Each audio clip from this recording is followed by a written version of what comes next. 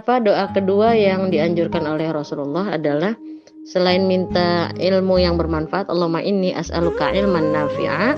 Kemudian yang kedua kita minta warizqan thayyiba, dan minta rizki yang baik. Rizki itu kan gak melulu tentang duit ya. Ketika kita dibersamai oleh orang solih soliha, itu juga rezeki.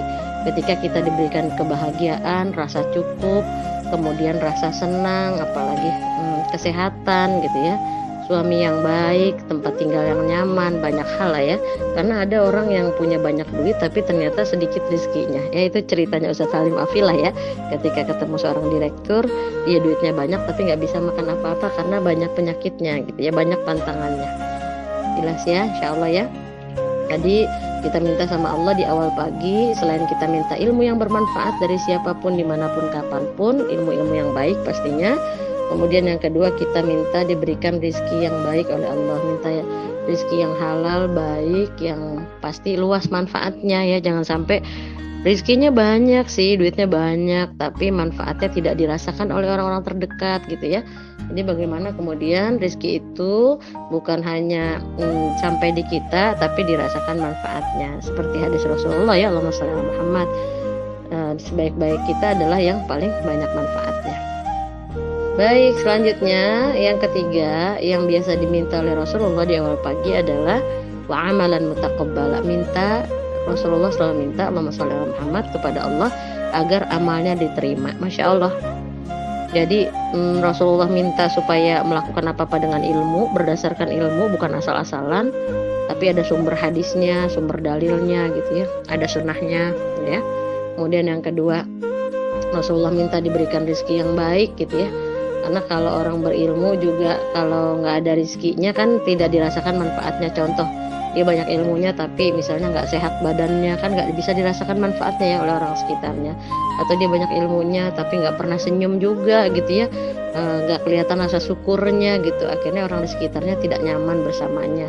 Atau dia berilmu tapi nggak sabar, nggak bisa menahan diri lisan dan jarinya dari hal yang tidak manfaat, akhirnya orang-orang di sekitarnya pun tidak merasakan manfaatnya. Itu efek dari minimnya keilmuannya gitu ya, nauzubillah. Kita minta ilmu yang manfaat, kemudian kita minta rezeki yang baik, kemudian yang ketiga kita minta amal kita diterima. Masya Allah, Masya Allah ya, simpel tapi Masya Allah gitu. Ketika kita punya ilmu, kemudian kita punya rezeki yang baik, amal kita diterima, pasti kita bahagia lah ya. Makanya penting banget meluruskan niat, memastikan niat kita lillah, kemudian memastikan kejernihan hati, karena syarat diterimanya amal adalah hati yang bersih. Yauma la yanfa'u malu wala banun illa man atallaha biqalbin salim. Di hari tidak bermanfaat harta dan anak-anak kecuali mereka yang datang kepada Allah dengan hati yang bersih. Asy-Syu'ara 8889. Ya, jadi penting banget kita minta sama Allah, ngelobi sama Allah.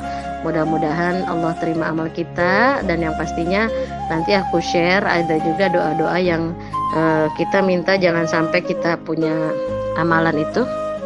Salah satu doanya adalah kita minta dijauhkan dari Allahumma inni a'udzubika min ilmin la yanfa.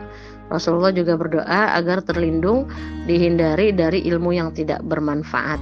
Kemudian Rasulullah juga minta wa a'udzubika min qalbin la yakhsha, minta dari hati yang tidak takut, enggak khusyuk gitu. Jadi Rasulullah minta juga supaya jangan sampai punya hati yang enggak khusyuk, enggak takut, enggak nikmat dalam beribadah. Masya Allah.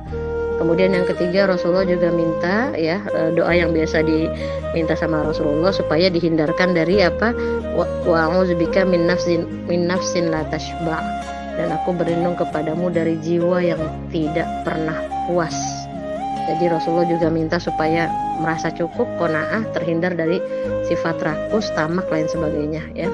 Kemudian yang ketiga, yang keempat, wa a'udzubika min du'a la yasma atau la yasma atau la yusma ya, nanti dicek ya, la yasma atau la yusma, atau di hadis yang lain la yustajab. Jadi selanjutnya Rasulullah juga minta dihindari dari doa yang tidak mustajab. Insya Allah nanti aku share matan hadisnya. Terima kasih semua, selamat mengamalkan.